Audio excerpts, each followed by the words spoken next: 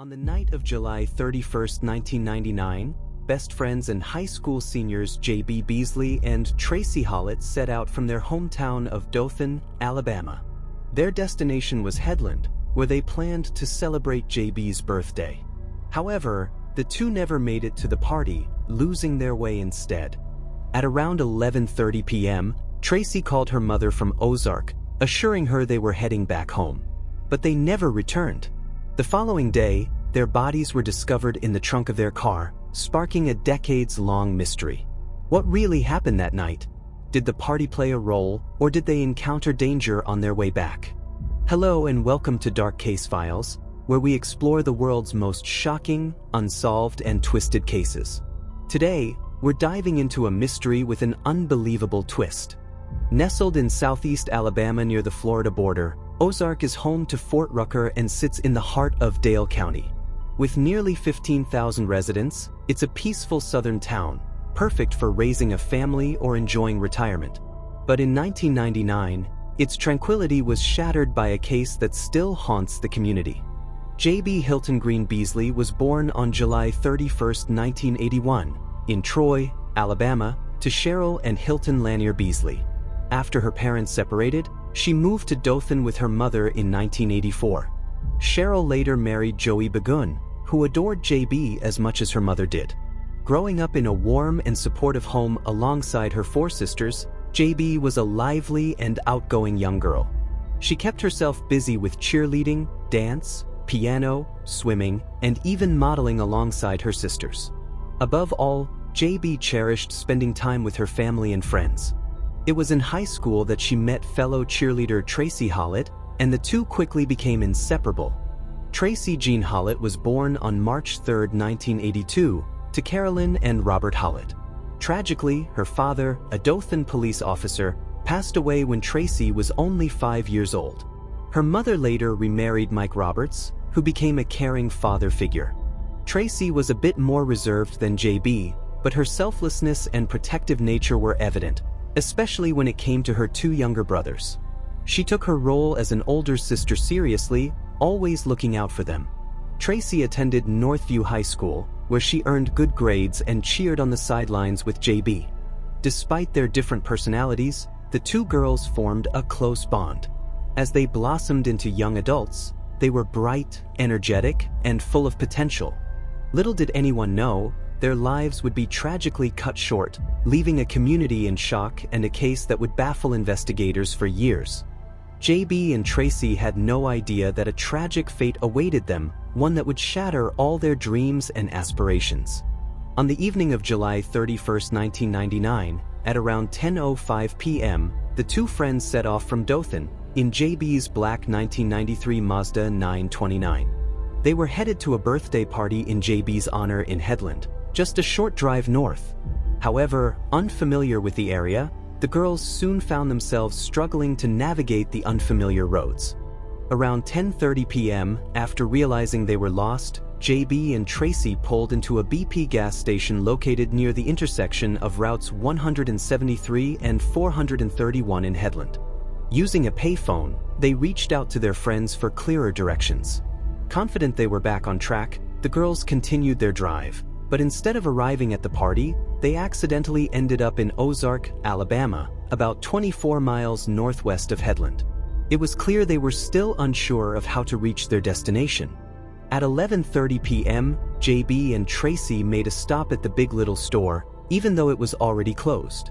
Tracie used the store's payphone to call her mother, explaining that they had gotten lost and ended up in Ozark. She assured her mom that they were heading back home. Around the same time, a woman named Marilyn Merritt and her daughters arrived at the gas station to buy a soda. When the girls asked Marilyn for directions back to Dothan, she did her best to explain the route, and the girls seemed to understand. Marilyn later recalled that J.B. and Tracie looked neat and polite, and their car was clean and well kept. She watched as the girls pulled out of the parking lot, turning right just as she had advised. Though nothing seemed unusual at the time, J.B. Beasley and Tracie Hawlett never made it home.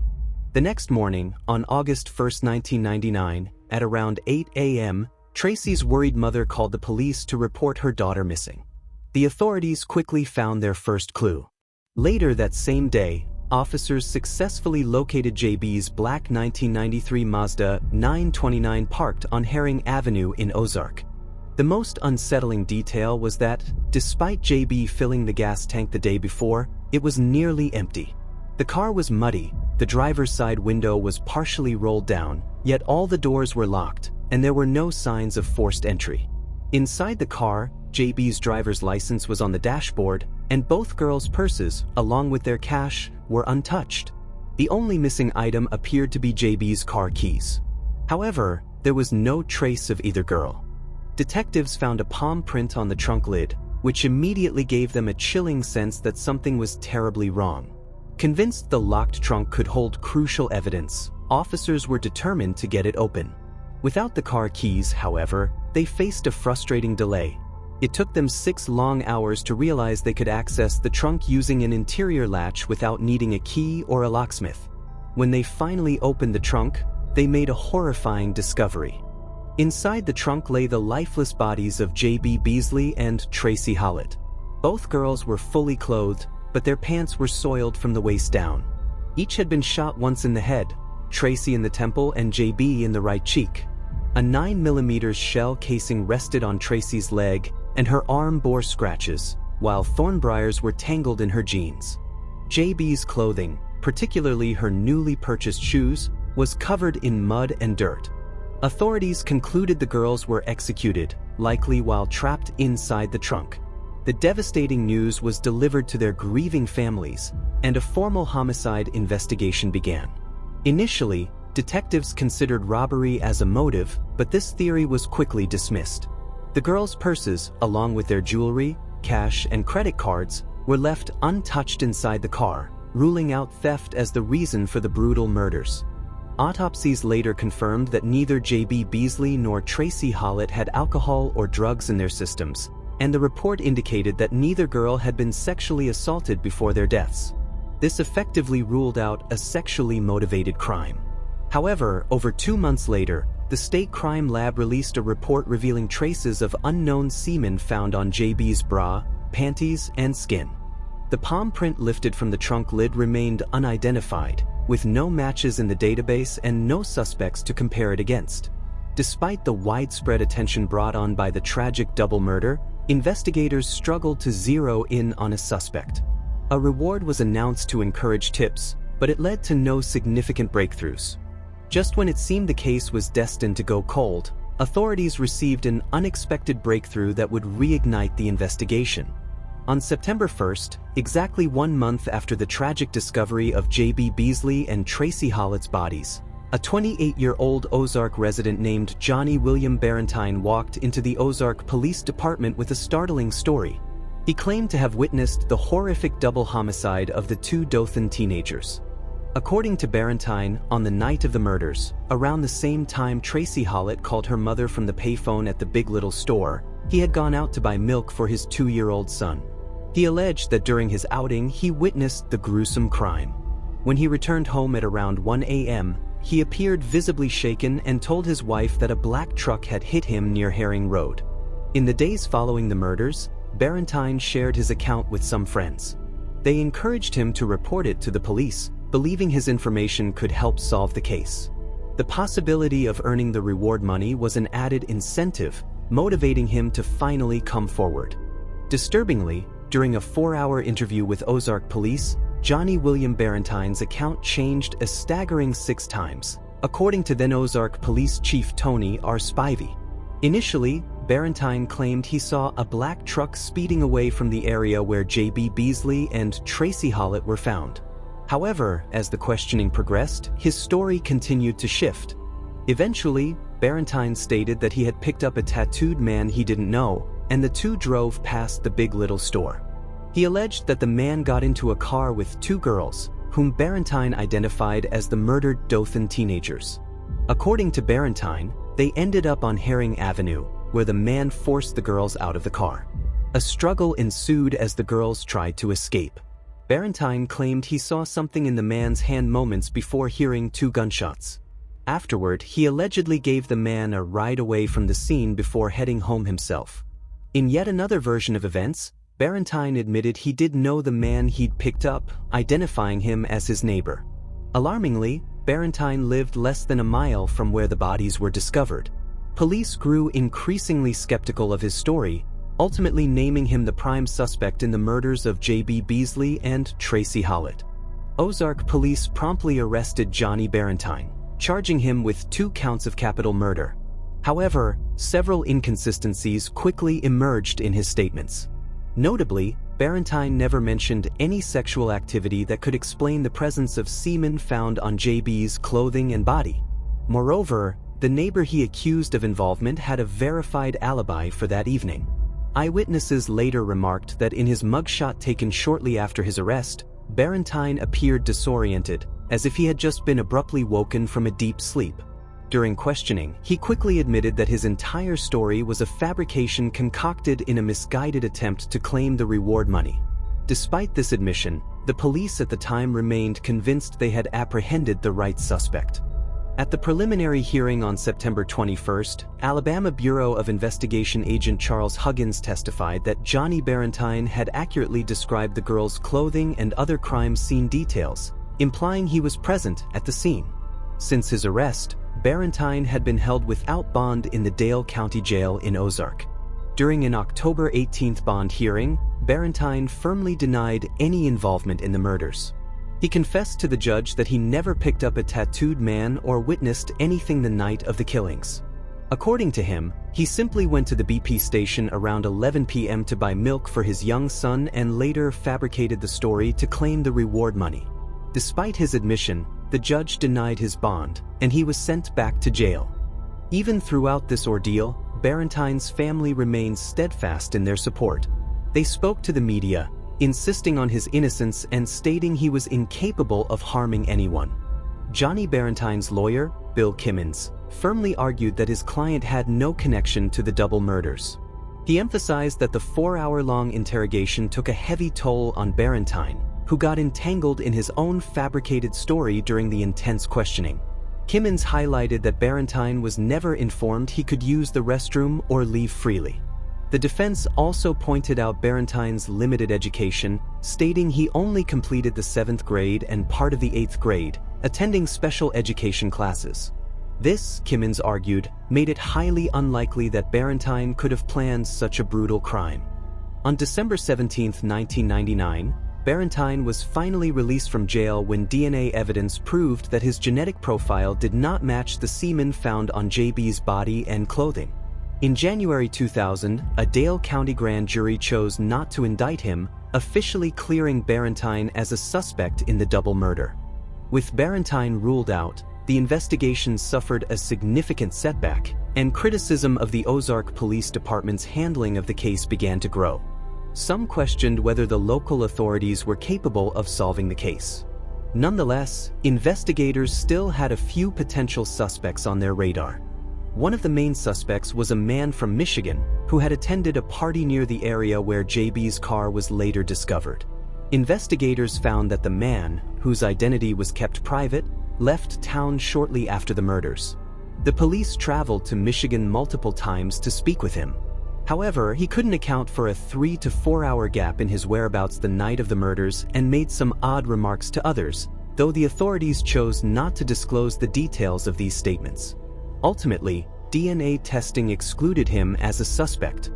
Another important lead involved a small white pickup truck.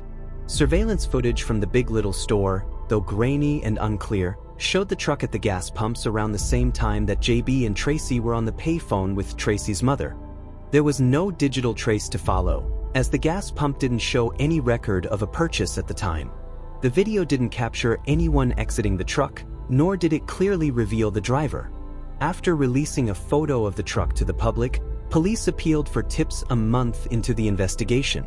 However, both the driver and the truck seemed to disappear without a trace, and this lead eventually went cold. The final lead investigators pursued involved a man from Mississippi. The man had been arrested in Jones County for a drug-related offense and was extradited to Ozark. He had been staying with relatives in the town but left just 2 days after the murders, according to Police Chief Spivey. Investigators wanted to question the man from Mississippi regarding the case, but no valuable information emerged from this lead, and with no substantial evidence, they were forced to release him. In March 2000, a woman contacted the police, claiming she had heard screams and 2 gunshots near Highway 123 South, just inside the city limits, on the night of July 31, 1999. When asked why she hadn't come forward sooner, she explained that she had been too afraid to get involved. After investigating based on her description, police found a 9mm bullet, the same caliber used to kill the girls. However, the bullet's brand did not match the shell casing found on Tracie's body, and it had no markings for forensic comparison. This lead, too, turned out to be a dead end. Though many leads had failed to provide answers, investigators never gave up hope of finding a DNA match. As the devastated families of JB and Tracie tried to move on with their lives, the case grew cold. But years later, another unexpected twist brought a new layer of mystery to the case. In 2015, a shocking development emerged in the JB Beasley and Tracie Hawlett murder case. A former Ozark auxiliary police officer, named Rena, came forward with bombshell allegations, accusing an Ozark police officer of being responsible for the murders, with others allegedly covering it up. Rena claimed that on the night of July 31, 1999, a police officer from Ozark had pulled over JB Beasley and demanded information about cassette tapes containing recorded conversations. These tapes, according to Rena, held evidence that could have implicated Ozark police officers in an illegal cocaine distribution operation. Rena further alleged that the situation escalated into the brutal murders of JB and Tracie. She also claimed that she had been threatened by multiple law enforcement officials who knew the identity of the murderer but were involved in covering up the crime and destroying evidence.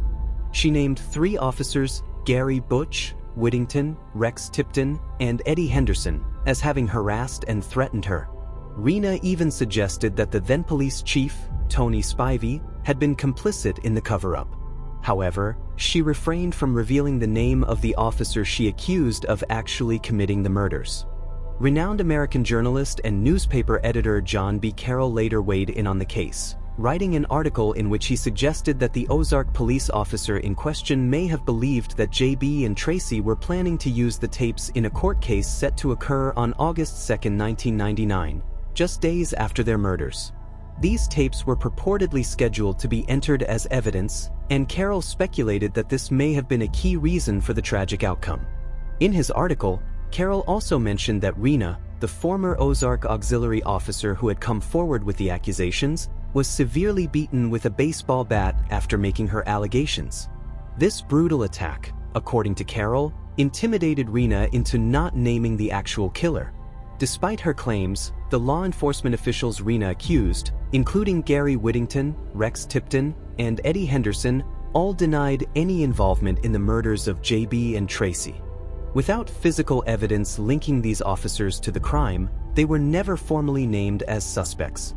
Nonetheless, the allegations stirred a considerable amount of controversy, gaining traction across various true crime websites and social media platforms.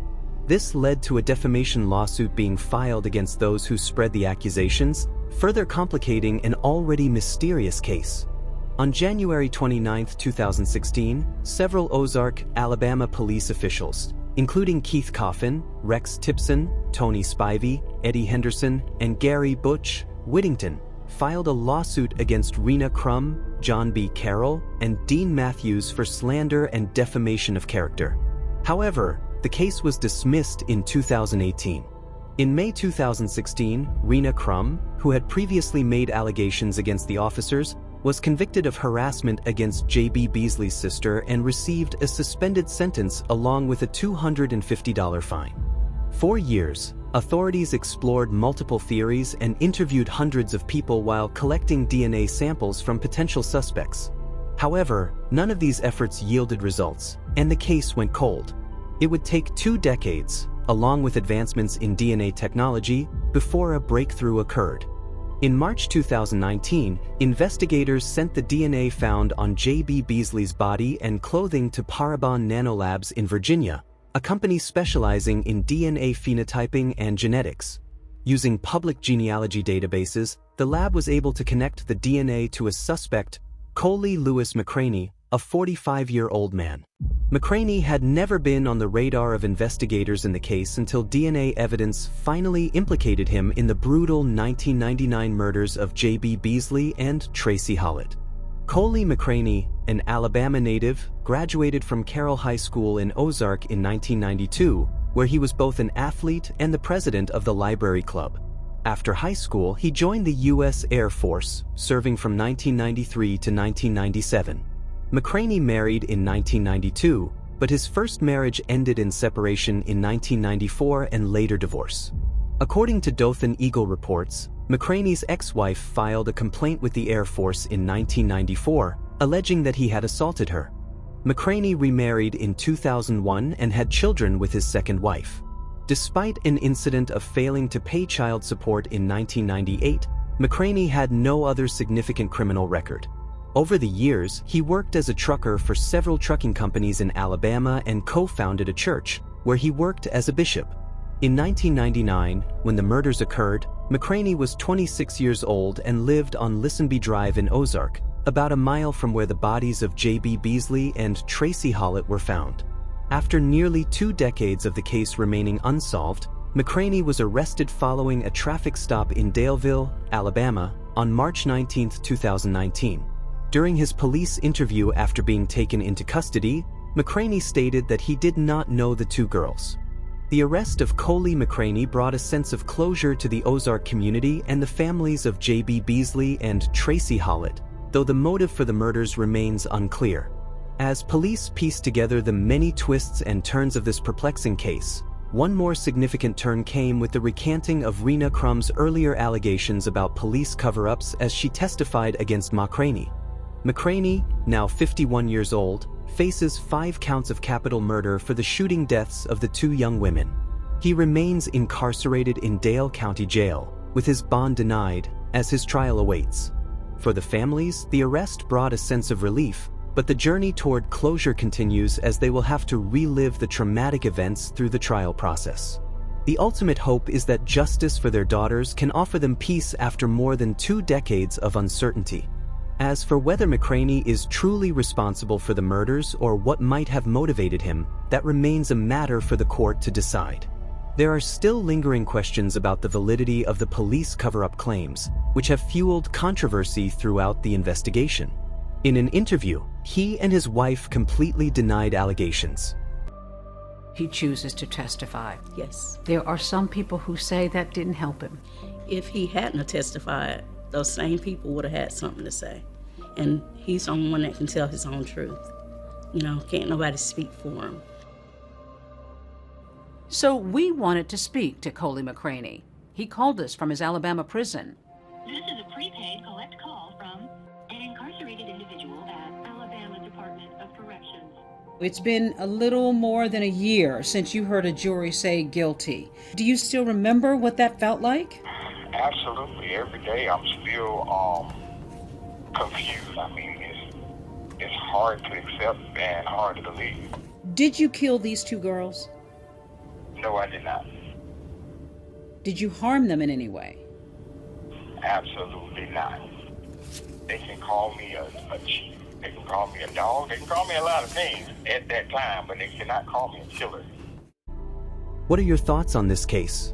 Do you believe McCraney is guilty, and what could have driven him to commit such a crime? Please share your thoughts in the comments below. Thank you for following along with this gripping story. Don't forget to like, share, and subscribe to our channel for more captivating content like this.